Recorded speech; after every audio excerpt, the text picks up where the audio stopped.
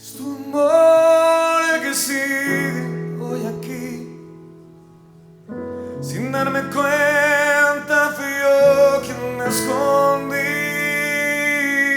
Me alejé y con ello entendí que tu amor no se ha ido, sigue aquí. Es tu amor quien me levanta, quien me atrapa y no me suelta, que me alivia y me libera. Es que tu amor no trae condena, no señala ni olvida, que por mí entregó su vida, que soy yo aquella oveja que buscó a toda prisa. Me encontró con su sonrisa, me abrazó con sus caricias. Y es que tu amor me enmudece y me agita. Es mi lámpara encendida, es mi fuego y no cenizas. Tu amor no tiene prisa. Y Señor, hoy te damos gracias por ese amor, lo recibimos. Y queremos, Señor, volver a esos primeros momentos contigo. Háblanos, Señor, llámanos una vez más. En el nombre de Jesús. ¿Y se han preguntado ustedes alguna vez por qué la presencia de Dios se fue de la iglesia durante los siglos oscuros? ¿Por qué quizás la presencia de Dios ya no está con usted hoy? ¿O por qué esos ministerios que en el pasado fueron grandes, tremendamente ungidos, algunos ya no tienen la presencia del Señor? Pues lo resumo en una sola palabra: es por el pecado. Dice 2 Corintios 6:14, ¿qué comunión puede tener la luz con la oscuridad? La presencia de Dios no es compatible con el pecado. Si en nuestras vidas hay pecado, Dios simplemente no puede estar. Pero ¿qué es pecado? Pecado es la condición en la cual todos nosotros llegamos al mundo. Incluso desde antes de ser concebidos, el salmista dijo: en pecado me concibió mi mamá. O sea, todos llegamos aquí con esa marca. Dice en Romanos capítulo 5, versículo 12, por medio de un solo hombre el pecado entró en el mundo, y por medio del pecado entró la muerte. Fue así como la muerte pasó a toda la humanidad, porque todos pecaron. Pecado es también lo que nos separa de Dios. La Biblia dice: la paga del pecado es la muerte. Y muerte es estar separados de Dios. No hay peor muerte que esa. Pecado también es, según una palabra en el griego, armatia, no darle al blanco. Es decir, casi llego, pero no llegué. Eso es pecado. Pecado es desviarnos de la verdad. Pero también pecado es lo que está en todos nosotros. Porque aunque hemos nacido de nuevo, aunque hemos recibido a Jesús, aunque todos nuestros pecados han sido perdonados, el pecado sigue estando en nosotros. Al respecto dice Romanos 7:20, y si hago lo que no quiero, ya no soy yo quien lo hace, sino el pecado que habita en mí. El pecado es como una astilla que se nos enterró en un dedo. Está ahí. Es insignificante, pero ahí está. Ahora, usted puede ignorarlo o puede convertir esa astilla en la peor tormenta de su vida. Y eso es lo que algunos han hecho. Por una astilla llaman al trabajo, que no puedo ir a trabajar. ¿Por qué? Porque tengo una astilla. Y así algunos han hecho con el pecado. Y la palabra dice: no debemos dejar que el pecado reine en nosotros. Está ahí, pero no deje que reine. Sigue diciendo el versículo 22, porque en lo íntimo de mi ser, en mi parte espiritual, me deleito en la palabra de Dios. Pero me doy cuenta de que en los miembros de mi cuerpo hay otra ley, que es la ley del pecado. Y esta ley lucha contra la ley de mi mente y me tiene cautivo. Por eso, para que el pecado no reine en nosotros, debemos, como dice Gálatas 5:24, clavarlo en la cruz. Ahora, si analizamos la historia de aquellos que fueron los ungidos del Señor y de repente ya no lo son, podemos aprender cosas que nos pueden servir a nuestras vidas. Y con ese propósito yo leo las biografías. Yo quiero aprender de las cosas buenas que ellos hicieron y de las cosas malas. Y en muchas de estas biografías encuentro, tristemente, en las últimas páginas, la embarrada de su vida. ¿Por qué terminaron mal? El error que cometieron. Y es que la vida del cristiano es como el paracaidismo. No se trata de cómo usted se lanza del avión ni de la cantidad de piruetas que usted hace en el aire. El secreto del paracaidismo es caer bien, terminar bien. Lo mismo en nuestra vida cristiana. ¿De qué sirve que usted haya sido grande, ungido, si terminó mal?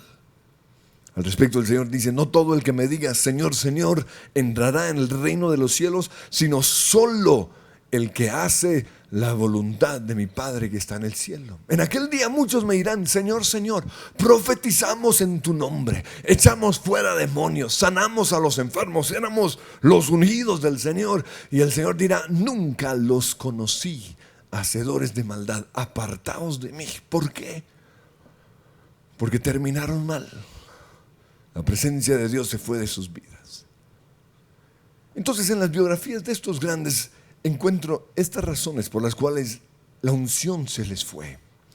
En primer lugar, un deseo exagerado por el poder. Y eso es algo innato en todos nosotros. Queremos tener poder. A algunos se les nota más que a otros, pero en todos está. Es parte de nuestra naturaleza pecaminosa. Precisamente en este área atacó el diablo a Jesús. Le ofreció los reinos de la tierra. Le dijo: te daré poder sobre todos si me adoras. Y la misma tentación nos hace hoy el enemigo. Y muchos cayeron bajo ese deseo de poder. La segunda cosa es amor al dinero. Y el amor al dinero trajo como resultado el mal uso del dinero. Raíz de todos los males, dice la Biblia, es el amor al dinero. Y algunos dice, por codiciarlo, hicieron cosas indebidas. Y esto pasó con muchos ministerios grandes. Se les olvidó, a veces se nos olvida a nosotros, que el dinero no es nuestro. Somos solo administradores de lo que Dios nos ha dado. A algunos Dios les ha dado más que a otros. Pero lo importante es que cada uno lo administre bien. Pero como no lo administraron bien, quizás porque se lanzaron a hacer cosas más grandes de lo que Dios quería para ellos, se metieron en deudas o buscaron caminos fáciles para hacer dinero. El camino fácil es el camino del enemigo. Y esta fue la otra tentación del enemigo. Le dijo a Jesús: mira, tienes hambre, ahí hay unas piedras, unas rocas, conviértelas en pan. No tienes que aguantar hasta el final del ayuno. ¿Para qué? Come ya, tú puedes hacerlo. Y el enemigo ofrece esto a muchos hoy. No tienes que ser íntegro en las finanzas. Un poquito para ti, te lo mereces. Y comenzaron a desviarse por el amor al dinero.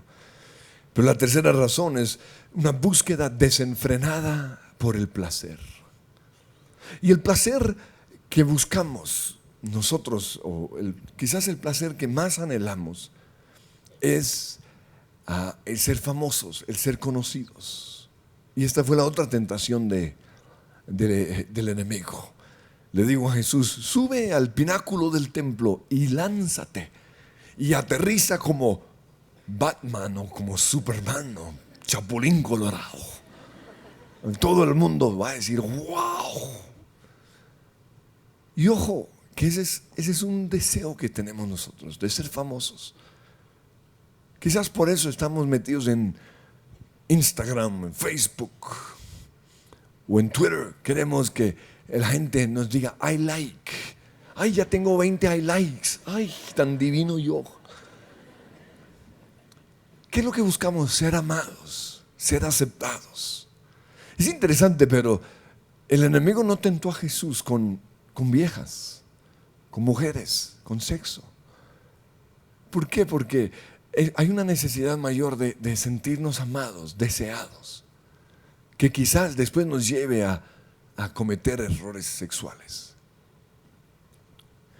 Todos anhelamos ser esto, precisamente ser, que la gente diga I like, me gusta. Y tristemente debido a esto, la búsqueda del placer terminaron cometiendo hechos terribles y muchos matrimonios se acabaron. Pero lo cuarto que encuentro es la mundanalidad. No establecieron límites claros con el mundo.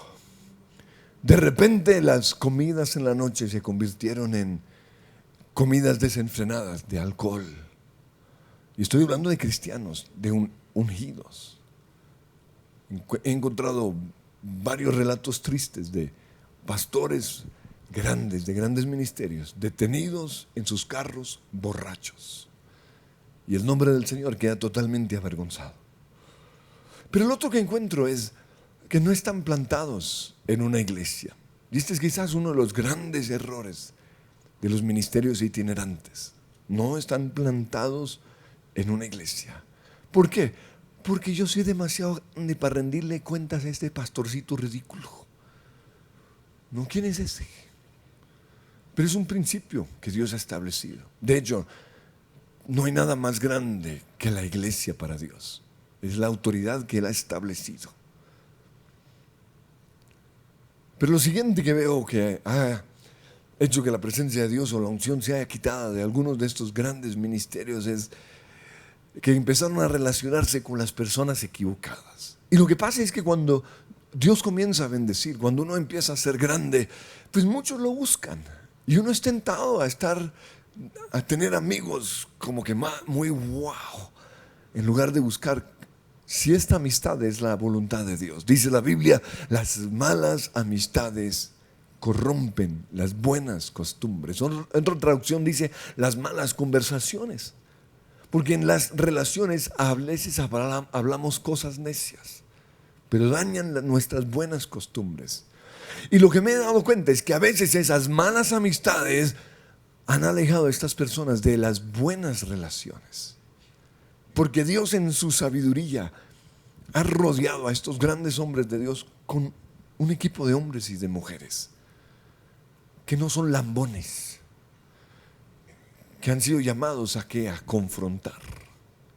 Porque todo David necesita un Natán en su vida. Y si en su vida no hay un Natán, si en su vida no hay alguien que lo confronte, alguien al cual usted le ha dado el derecho de hablarle, y cuando le habla usted no sale con excusas, sino que usted baja la cabeza y usted reconoce que tiene razón. Pero si en su vida no hay eso, usted está en camino de perder la presencia de Dios, la unción de Dios sobre su vida. ¿Por qué permitimos el pecado? O sea, si el pecado es lo que hace que la presencia de Dios se vaya de nosotros, que el Espíritu Santo se entristezca, ¿por qué lo permitimos? Pues en primer lugar, porque hemos perdido nuestro primer amor. Mire, el secreto para vivir en santidad es tener una buena relación con Dios. Pero para tener una buena relación con Dios, necesitamos permanecer en el primer amor. Lo mismo sucede con mi matrimonio. El secreto para vivir en santidad, para serle fiel a mi esposa, es tener una buena relación con ella. Pero para tener una buena relación con ella, yo necesito estar enamorado. Pero para algunos, no, que mi marido, tiene una pecueca terrible. Siempre la tuvo. Lo que pasa es que antes estaba enamorada. Se perdió el primer amor. Miren lo que dice Apocalipsis 2 del 4 al 5. Tengo en tu contra que has abandonado tu primer amor. Recuerda de dónde has caído. Arrepiéntete y vuelve a practicar las cosas que hacías al principio. Para los que han perdido su primer amor, Dios les llama a que recuerden lo que hacían cuando empezaron con Dios. Esa pasión. No, todo el tiempo oyendo alabanzas, todo el tiempo leyendo la palabra, todo el tiempo metidos en la iglesia. Su único sueño, su única pasión era servir a Dios. El mundo no les atraía, pero lo perdieron. Y el Señor dice que si no lo recuperamos, dice, iré y quitaré de su lugar tu candelabro, quitaré mi presencia. Entonces, para no perder el primer amor con Dios, es necesario cultivarla, y se cultiva de 3 maneras. En primer lugar, pasando tiempo con Dios. Tiempo con Dios. ¿Tiene usted un momento durante el día que es lo que usted puede llamar su tiempo con Dios? No tiene que ser muy largo, pero lo importante es que usted tenga ese tiempo. Que Dios también lo sepa, este es nuestro tiempo. Ese es el momento que nadie nos va a interrumpir. No se trata de leer la Biblia de afán, no, de estar sentados y pasar tiempo con Dios. Pero lo segundo es oír su voz. La Biblia dice, o el Señor dice, mis ovejas oyen mi voz. Eso quiere decir que Dios a todos nos habla. Algunos no lo oyen porque no pasan tiempo con Dios, o porque quizás no obedecieron la última instrucción. Pero lo tercero es hablar con Dios. Y hablar con Dios es lo que hicimos ahorita en la alabanza, expresar nuestro amor, nuestra adoración. Decirle, Señor, correré. Cuando tú me llamas, cuando tú me dices, ven, yo respondo, correré. Hablar con Dios es expresarle mi dolor, mi frustración. No se trata de hablar con todo el mundo de nuestros sentimientos. Se trata de tener ese tiempo con Dios y decirle, me siento así, me duele esto, estoy cansado. Y en ese momento también oír la voz de Dios. Porque si le hacemos preguntas, Él nos las responde. Pero la segunda razón por la cual a veces permitimos el pecado es porque nunca tratamos los problemas de la niñez. En estas biografías que leo, aquellos que terminaron mal, usualmente en el primer capítulo hablan de los principios difíciles que tuvieron. Fueron víctimas de las borracheras de su papá, del divorcio, del abuso. Y aunque eso los llevó a buscar a Dios, nunca fueron sanados. Y si hay algo que necesitamos nosotros es ser sanados del pasado. Es inevitable, no lo podemos cambiar, pero sí necesitamos sanarlo. Y uno sana el pasado hablando al respecto. Ahora, algunos aquí dicen, pero la Biblia dice, no traigas a memoria las cosas de ayer. Hey, usted tiene que leer bien la Biblia, usted tiene que leer en el contexto. Porque ni siquiera Dios olvida el pasado. Usted sabe que ha sido sanado de su pasado cuando al hablar al respecto usted no siente dolor. Pero por eso es bueno hablar del pasado. Ahora, lo puede hacer con Dios. Hablar de todo el rechazo. Y si mientras usted le está hablando acerca del rechazo, experimenta dolor, eso quiere decir que no hay sanidad. Y usted tiene que perdonar y usted tiene que permitir que Jesús entre. Hablar del pasado tiene que ver dentro de lo que usted va a hacer, va a hablar acerca de los faltantes. Todo lo que su papá o su mamá no le dieron o no le pudieron dar. Y usted va a pedir que el Señor los llene. Pero también usted va a hablar acerca de los abusos físicos, sexuales o verbales. Y permitir que el Señor los sane. Pero en tercer lugar, muchos permiten o permitimos el pecado porque no han hecho liberación. El peor error que cometimos los cristianos en el pasado era hacer mal el proceso de formación. No discipulábamos a las personas. Creíamos que por tenerlos sentados en la iglesia milagrosamente o por inercia iban a ser cambiados, y no es así. Una de las primeras cosas que tiene que hacer el cristiano es ser liberado de las ataduras pecaminosas, de su pasado y de su presente. Miren lo que dice Hechos capítulo 3 versículo 19: para que sean borrados sus pecados, arrepiéntanse y vuélvanse a Dios. Ahora, muchos han cumplido la segunda parte donde dice vuelvan a Dios, han recibido la salvación. Pero ¿qué con respecto a lo primero, el arrepentimiento? Porque arrepentimiento es confesar mi pecado. Arrepentimiento es renunciar a mi pecado. Arrepentimiento es echar fuera todo demonio que puede tener derecho sobre mi vida debido a mi pecado. Y aquí luego hay una promesa. Dice que si hacemos esto, vendrán tiempos de descanso de parte del Señor. Y esto es interesante porque el descanso en la Biblia tiene que ver con la presencia de Dios. Mi presencia irá contigo y te daré descanso. Quizás usted no ha experimentado el descanso de la presencia de Dios porque usted no se ha liberado de sus hábitos pecaminosos, del ocultismo, por ejemplo. Y para el que no sabe qué es ocultismo, ocultismo es simplemente leer el horóscopo. Algunos lo hacen por curiosidad, eso ya es ocultismo. De la idolatría, de las ataduras sexuales, de las maldiciones generacionales. Hay que romperlas, hay que echar fuera todo aquello que esté causando pobreza, estancamiento, terquedad, religiosidad, pasividad. Pero también de las enfermedades, porque muchas de las enfermedades son genéticas, las heredamos de nuestros papás o de los abuelos. Quizás esa enfermedad no se ha manifestado en su vida, pero en 10 años se va a manifestar. ¿Para qué espera? Mi papá me dijo precisamente eso. Si yo hubiera sabido antes lo que sé hoy, no hubiera permitido que la enfermedad me agarrara, me sacara ventaja. Y por su enfermedad mi papá murió antes del tiempo. Pero precisamente por esto hay que hacer liberación del pasado. Pero la cuarta razón por la cual muchos permiten el pecado es por las creencias equivocadas. Lo que usted cree acerca de Dios o acerca de la palabra del Señor es más importante de lo que usted se imagina. La Biblia dice, todo se hará conforme has creído. Y en particular quiero hablar acerca de la doctrina de la salvación. Usted debe tenerla bien clara, porque de aquí arrancan muchos de los errores.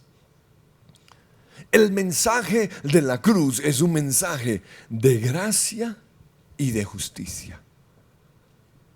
Las dos cosas van de la mano, no pueden estar separados. El mensaje de gracia sin la justicia lleva al libertinaje. El mensaje de justicia sin la gracia lleva al legalismo. Pero el mensaje de la cruz es un mensaje en donde están incluidos los dos. La justicia de Dios demanda el castigo del pecador. La Biblia dice, la paga del pecado es la muerte. El Señor le dijo a Adán y a Eva, si bebes de esas, le dijo, si comes de ese árbol, ciertamente morirás. Muerte. Pero luego Romanos también dice, mas la dádiva de Dios es vida eterna. O sea, la justicia de Dios demanda que nosotros muramos por nuestro pecado. Pero en su gracia, Dios mismo encontró un camino para liberarnos. Y ese camino es la muerte del Señor Jesucristo. Él mismo se iba a hacer hombre. Iba a morir a favor de nosotros. Pero que no se nos olvide que la justicia de Dios exige la muerte y Dios la cumplió. Su gracia es la que nos da una oportunidad de vida. La Biblia dice en un salmo mesiánico, el Salmo 85:3, que en la cruz, Salmo 85:10, en la cruz se besaron la gracia y la justicia. Dice, el amor y la verdad se encontrarán, se besarán la paz y la justicia. Se besarán, se encontrarán. Así que el mensaje del Evangelio es un mensaje de la gracia, pero también de la justicia. Pero entonces, basado en esto, uno de los errores o una de las creencias equivocadas que muchos tienen ha llevado al cristianismo al libertinaje. Un pastor amigo me dijo lo siguiente, es que nosotros fuimos levantados por padres y pastores legalistas. En nuestro tiempo, en nuestra iglesia, todo era prohibido, todo era pecado, todo era del diablo. La televisión era la caja del diablo. Si uno iba a cine, le decían a uno, es que en silla de escarnecedores se han sentado. Todo era pecado. La música era del diablo, la música secular. Y para peor, trajeron la música del diablo cuando trajeron la batería a la iglesia. El baile era el enemigo. El maquillaje, los aretes, que las mujeres se vistieran bonito, eso era del diablo. O sea, entre más fea, más santa. ¿Hay alguna hermana aquí con su moño? santa. El deporte era el ídolo de los hombres. Por eso, si usted realmente quería servir a Dios, usted tenía que dejar su pasión, tomarse un vinito, tener novia. Todo esto era prohibido. Nos obligaban a ir a la iglesia, me decía él. No podíamos faltar ningún domingo. Solo podíamos relacionarnos con cristianos. Y eso sí, teníamos que sonreír y aparentar que éramos felices. Entonces, él me dijo, por eso muchos de los que nos levantamos bajo ese yugo, nos fuimos al otro extremo. Y ahora no predicamos en contra del pecado, sino acerca del perdón del pecado. No condenamos al pecador, sino que lo motivamos para que logre la libertad de su pecado. No hablamos acerca del mensaje de la cruz, sino más bien el mensaje de la fe. No hablamos de los demonios, sino solamente acerca de Jesús. Ahora, esto suena muy bonito, pero es bíblico. Yo personalmente he visto los resultados positivos que ha tenido el mensaje de solo gracia sobre algunos cristianos. No, o sea, les ha servido a algunos. No son felices, son positivos, son wow. Pero también he visto el resultado negativo. Y el resultado negativo que he visto es que algunos no logran salir de su depresión y terminan suicidándose. Que algunos no se comprometen, o muchos no se comprometen con Dios. Son muy pocos los que se comprometen. El resultado negativo es libertinaje, mundanalidad, hasta alcoholismo. Corazones destrozados, porque se juega con el pecado, se juega con las emociones. Ahora, por otro lado, he visto el resultado que ha producido en las personas el mensaje equilibrado de gracia y de justicia que aquí predicamos. Y el mejor ejemplo son ustedes. ¿Qué es lo que vemos aquí? Y lo dicen los que vienen. Cristianos apasionados como no se ve en ningún lugar del mundo. Cristianos comprometidos, más de 10,000 personas acá. Estamos comprometidos con Dios. Y me dicen, ¿ustedes qué han hecho? Predicar el equilibrio, la gracia y la justicia. Ahora, además de esto, Dios está prosperando a estas personas. Están logrando su sanidad física. Pero algunas iglesias no quieren predicar santidad porque creen que la única manera de atraer a los jóvenes a sus iglesias es trayendo el mundo. Y por eso se ha vuelto una iglesia muy mundana. Pero sabe que nuestra iglesia muestra que lo que los jóvenes necesitan es el mensaje de santidad. Y tenemos autoridad para decirlo porque más de la mitad de esta iglesia son jóvenes. Ahora fíjense que dije son, no me incluí. Porque algunos cuarentones ahora les dio que porque son jóvenes. No, señor, usted no es joven. Usted es un viejo que no se ha casado. Porque un joven es una persona con menos de 30 años. Ahora sí, más de la mitad son jóvenes. Pero esto muestra que los jóvenes necesitan el mensaje de santidad. Los jóvenes necesitan que se les establezcan límites. Los jóvenes necesitan un papá que les diga qué es bueno y qué es malo, qué es blanco y qué es negro, especialmente en un tiempo en donde todo es relativo.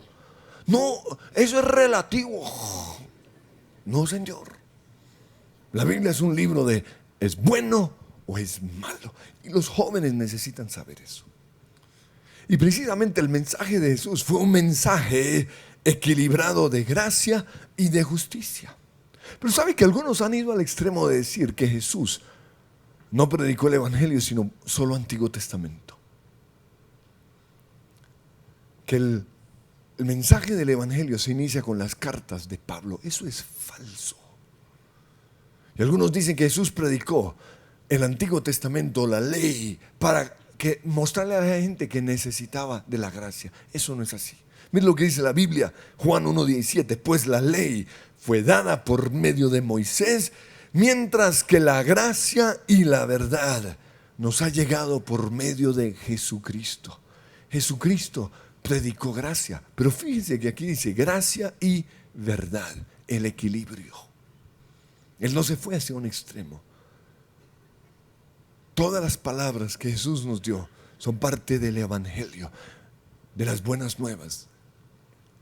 La palabra del reino de Dios es un mensaje de gracia, porque estamos viviendo bajo la gracia. Entonces nosotros no somos salvos bajo la ley del Antiguo Testamento, ninguno puede ser salvo. Somos salvos bajo la gracia del Señor. Pero ahora que somos salvos, guardamos las leyes morales que Jesús enseñó. Aún Pablo dice que las guarda. Pablo dice en 1 Corintios 9:21 que él obedece la ley de Cristo. Y en 1 Corintios 10:19 dice lo importante es cumplir los mandamientos de Dios. Y todos los mandamientos de Dios que se aplican a nosotros, usted los encuentra en el Nuevo Testamento. Ahora, la otra creencia equivocada es el otro extremo, legalismo. ¿Pero qué es legalismo? Porque algunos creen que legalismo es la predicación de santidad. No, Señor. Legalismo es predicar que somos salvos por las obras. Eso es legalismo. Que por dejar de hacer o por hacer somos salvos. Eso es legalismo. Y no es cierto, somos salvos por la obra de Jesús. Legalismo también es judaizar a los cristianos o tratar de judaizarlos. Y ese fue el gran problema que tuvo que enfrentar Pablo en sus cartas. Y usted cuando lee las cartas de Pablo tiene que leerlas entendiendo eso, que el evangelio le llegó primero a los judíos y luego comenzó a llegar a los gentiles, es decir, gente como nosotros. Pero entonces los judíos querían judaizar a estos gentiles y exigir que cumplieran las leyes que Dios había dado solo para ellos. Y por eso podríamos decir que a la entrada de la iglesia había un tipo con un machete y preguntaba, ¿circuncidado o no? Porque usted lee, estaban exigiendo que se circuncidaran. Y la pelea de Pablo era con eso. Y por eso parece que le estaba dando palo a la ley. Pero no es así. Está hablando son de las leyes ceremoniales. La circuncisión, el guardar las fechas y quizás aún sacrificios que algunos todavía querían traer a la iglesia cristiana. No estamos bajo esa ley, pero sí estamos bajo la ley moral del Señor. El legalismo también es imponer mis conceptos personales o mi perspectiva, porque cada uno aquí tiene sus conceptos personales, su manera de ver la vida. Y eso está bien. El problema es cuando yo comienzo a predicar mis conceptos como verdades absolutas. Por ejemplo, una de las áreas tiene que ver con la ropa, especialmente con respecto a cómo se debe vestir una mujer. Cada vieja tiene su teoría. Una dice, ella está muy mostrona, la otra ella está muy fea. Cada uno cree lo suyo. Y es interesante oír lo que usted dice, pero no lo imponga. Cada uno delante de Dios tiene que decir con respecto a esto. Lo mismo con respecto a la comida. Cada uno cree lo que cree. Yo tengo mis ideas. Pero yo cuando predico acerca de lo que yo creo, la dieta bíblica, yo lo digo, esto es lo que yo creo, no estoy imponiendo. Porque entonces sería legalista. Allá usted si quiere verse como un gordo coma marrano, es una decisión suya. Pero yo he decidido evitar muchas cosas por el bien físico. Pero yo no puedo predicar esto como verdades absolutas. Legalismo es predicar y no aplicar. Una señora llegó a su iglesia con su colchón y lo puso ahí al frente del púlpito. Para más piedra era la esposa del pastor. Entonces todos la miraron y está loca que le dio. Y ella dijo, es que yo quiero estar casada con la del púlpito, no con el del púlpito, no con el que me tocó en la casa. En otras palabras, como dice el dicho, el cura predica, pero no aplica, divino en el púlpito, pero no cumplía en su casa. Legalismo es juzgar. Legalismo es criticar. Eso es legalismo. Pero entonces, ¿qué significa que hoy ya no estamos bajo la ley, sino bajo la gracia? Pues significa que ya no tenemos que tratar de ser justos con esfuerzos humanos, sino solamente creyendo en Jesús. De eso se trata. Sus esfuerzos no sirven. Ninguno aquí con esfuerzos humanos puede ser santo. El secreto está en creer en Jesús y en aceptar lo que Él ha hecho y permitir que eso se cumpla en nuestras vidas. También significa que la ley de Dios ahora está escrita en nuestros corazones. No, ya es algo que sabemos porque Dios lo escribió en nuestro corazón. Dice Jeremías 31:33, Dios hablando dice: he aquí que vienen días en que un nuevo pacto haré. Yo escribiré mis leyes en su mente y en su corazón. Eso es el nuevo pacto. Pero también significa que la ley que cumplimos, la palabra de Dios, lo hacemos no porque nos toca, sino porque queremos. Pero otra de estas creencias equivocadas, y esto es bien importante que la veamos, es una enseñanza que dice: salvos, siempre salvos. En otras palabras, si usted hoy recibe a Jesús, no importa lo que usted haga, no importa que usted mate a su marido, no importa que usted se acueste con quién sabe quién, usted es salvo, porque la salvación no se pierde. Ahora, esta doctrina es quizás de las que más daño han producido las iglesias, porque los que creen esto, les aseguro, son inmorales, casi todos. Tienen libertad con respecto al trago, ¿no? Hay libertinaje, hay mundanalidad, y casi todos sus matrimonios se acaban, y las iglesias o sus ministerios se acaban o se dividen. Y no quiero mencionar nombres, pero es demasiado obvio. ¿Qué hay detrás de esto? La doctrina: salvos, siempre salvos. ¿Pero qué dice la Biblia? Apocalipsis 22:19 dice que es posible que nuestros nombres sean borrados del libro de la vida. Lucas 8:13 dice que es posible que alguien en tiempos de prueba se aparte de Dios. 1 Corintios 8:11 dice que un cristiano débil se puede apartar de Dios al ver el mal ejemplo de otros cristianos. Gálatas 5:21 dice que los que practican el pecado, los cristianos que practican el pecado, porque le está escribiendo a cristianos, no heredarán el reino de los cielos. En 2 Pedro 2:20 dice que aquellos que por conocer a Jesús fueron liberados de la maldad del mundo, pero que luego se vuelven a meter en el mundo y se contaminan una vez más. Dice allí: su postrer estado llega a ser peor que el primero. Mejor es que nunca hubieran conocido a Jesús que conocer a Jesús y luego alejarse. Hebreos 10:26 dice que el pecado deliberado es lo mismo que pisotear la sangre de Cristo. En otras palabras, que cuando usted peca sabiendo que lo que está haciendo es pecado, usted está yendo a la cruz y está pisoteando la sangre de Jesús, diciendo: qué poca cosa. Y dice ahí en Hebreos que cuando hacemos eso, estamos poniendo en riesgo nuestra salvación. Pero entonces, con respecto a la seguridad del cristiano, ¿qué dice la Biblia? Porque es importante que estemos nosotros seguros acerca de nuestra salvación. Pues la Biblia dice, en primer lugar, que Dios no quiere que nadie se pierda. Ese es el corazón de Dios. Por eso Él ha provisto un plan de salvación que puede salvar a todo el mundo. Juan 3:16 dice: porque de tal manera amó Dios al mundo, que ha dado a su Hijo unigénito, para que todo aquel que en Él crea no se pierda. Entonces, el plan de salvación es para todo el mundo, pero solo lo disfrutan los que decidimos creer. O sea, usted puede aceptar o no el plan de salvación. Lo segundo, la salvación se recibe y se conserva por fe, no por obras. Que nunca se nos olvide. Ninguno aquí va a ser salvo por obras. Y ninguno puede mantener su salvación por obras. No, se recibe y se mantiene, se conserva por la fe. Mientras haya fe, usted está salvo. Pero Tercer lugar, no podemos confundir la posición del cristiano con su condición.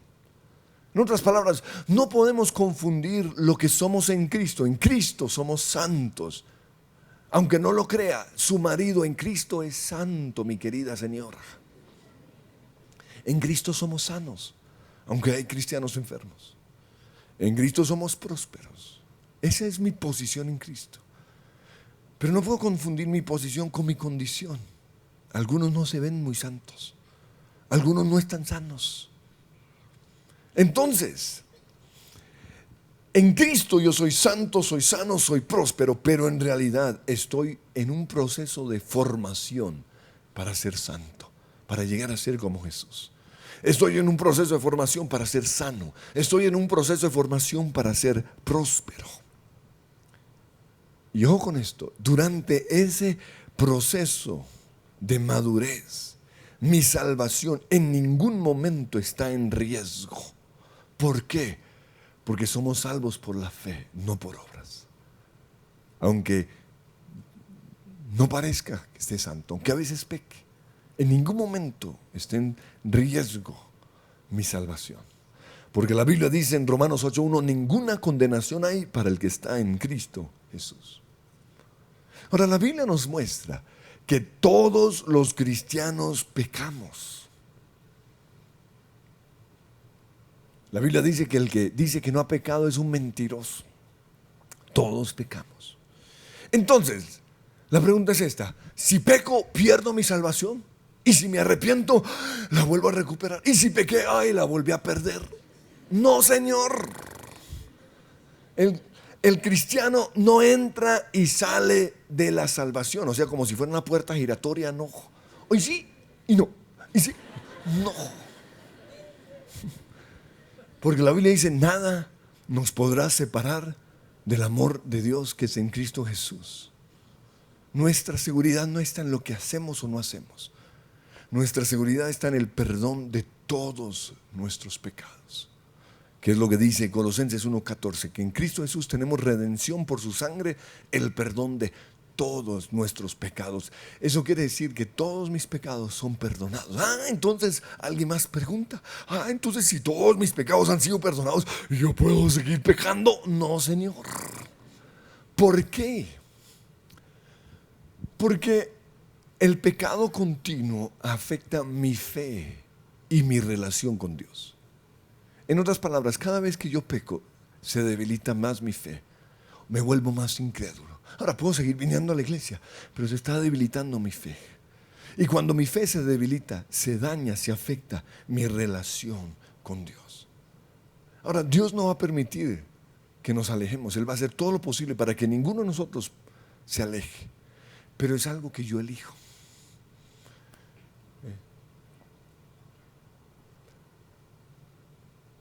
El alejarnos de Dios, el perder nuestra salvación, no es una decisión que tomamos. O sea, ninguno aquí dice, no, yo me alejo de Dios. No. El alejarnos de Dios o el perder la salvación es el resultado de muchas decisiones que vamos tomando. O en otras palabras, como aquí lo he predicado antes, la curva ancha del cristiano. Lo ilustré esa vez con la historia de Lot, el sobrino de Abraham. Todo se inició por una decisión equivocada. Él tomó una decisión basada en los beneficios, una mejor tierra. Porque Abraham le dijo, elige a dónde quieres ir a vivir. Y él eligió la mejor tierra. Pero lo hizo basado en los ojos y no en la voluntad de Dios. Todo se inició así. Lo segundo que hizo fue alejarse de Abraham. Lo segundo que muchos hacen es alejarse de la iglesia. Lo tercero que hizo fue poner su tienda mirando hacia Sodoma. Y eso es ver televisión y anhelar eso. Ay, tan rico que viven los mundanos. Ay, tan delicioso un traguito de vez en cuando. Lo tercero que hizo fue acercar la tienda más y más. Y cada vez estaba más cerca. Hasta que de repente lo encontramos viviendo en Sodoma. ¿Y qué hace un justo en Sodoma? Es la gran pregunta. La Biblia nos muestra que Lot se salvó. ¿Cómo? Por la gracia de Dios. Pero lo más seguro es que ni su esposa ni sus hijas se salvaron. Y lo peor todavía, la descendencia de sus hijas fueron de los peores enemigos de Israel, por consiguiente de Dios. Entonces, lo que pasa con el pecado continuo es que nos vamos alejando o vamos perdiendo nuestra fe en Dios. Por último, muchos pecan por no entender la misericordia de Dios. Y esto es algo grave. Dios es un Dios bueno y misericordioso. Eso quiere decir que sigue bendiciendo aun aquellos que no lo merecen, aun aquellos que están lejos de Él. Usted puede leer muchas historias en el Antiguo Testamento de reyes que hicieron lo malo delante de Dios y aún así Dios peleaba por ellos. ¿Por qué? Por gracia, por su misericordia. O el mejor caso, el de Sansón.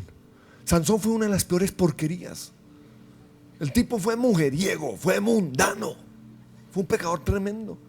Pero cuando necesitaba la presencia de Dios, ¡pum!, venía. Y esto a veces confunde. Y es lo que yo llamo la gracia a pesar de. Y yo aprendí algo sobre esto hace muchos años, cuando tuve un noviazgo que no fue la voluntad de Dios. Y en ese entonces yo dirigía alabanza en la iglesia. Y como no nos predicaban así claro, yo no sabía que los besos largos eran peligrosos. Y un día tuve un beso largo con esta niña. Y en ese momento se prendieron los motores. Peor todavía, el caso mío, se prendió el helicóptero. Ahora, lo que yo hice se lo dejo a su imaginación. No fue tan grave. Pero al día siguiente yo me sentí terrible. Como, ay, no. Y yo tenía que dirigir la alabanza, tocar el piano y ministrar desde el piano. Pero yo no era capaz de ir a decirles a los pastores, no puedo ministrar por eso. No. Entonces yo fui y ministré. Y lo que me impresionó fue que la presencia de Dios se manifestó aún más que en otros días. Y yo hubiera podido de eso sacar una doctrina y decir lo siguiente: uno no necesita ser santo para que la unción de Dios esté. ¿Por qué? Porque la presencia de Dios estaba. Y eso es lo que yo he visto que ha sucedido en muchos ministerios. Se han ido alejando de Dios, se han ido metiendo en el mundo, anhelando el mundo, oyendo el mundo. Han pasado la raya. Y aún así, cuando vienen a ministrar, ¡fum!, la unción está. Pero yo aprendí algo y decidí algo, y es que nuestro Dios es santo. Y en su gracia y en su misericordia Él a veces permite cosas. Pero hay momentos, o si yo sigo en mi pecado, llega el momento en el cual, como dice la Biblia, la sal pierde su sabor. O en otras palabras, la presencia de Dios se va. Y yo te pido, Señor, que en este momento tomemos decisiones. Porque no queremos que te vayas de nosotros. No queremos apagar tu Espíritu Santo. Queremos, Señor, que siempre te manifiestes. Por eso hoy analizamos si hemos perdido nuestro primer amor y te pedimos que nos perdones. Te pedimos perdón, Señor, si no hemos trabajado con los